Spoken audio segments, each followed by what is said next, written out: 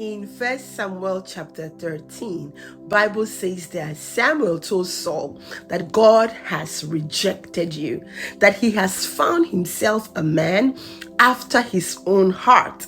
And we know that the heart there talks about your mind, your will, the inner man. So God has found himself a man who is interested and wants his mind, his heart, his will, his inner man. And that was David.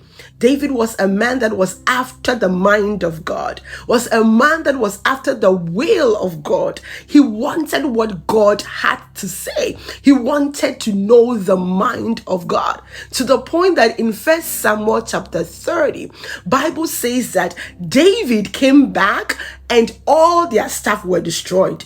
And people had come to destroyed everything, taking their possessions, their wives, their children. And David's own men wanted to kill David.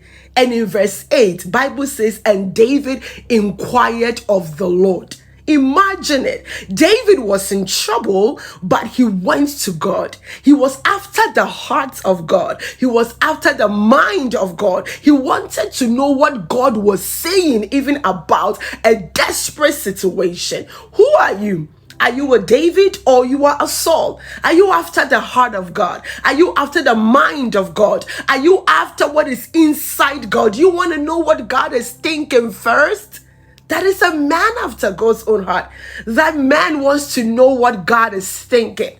In the most desperate situation, he wants to know the mind of God. He is still after the heart of God. Today, God is calling you. He says, come after my heart. Be a man after my heart.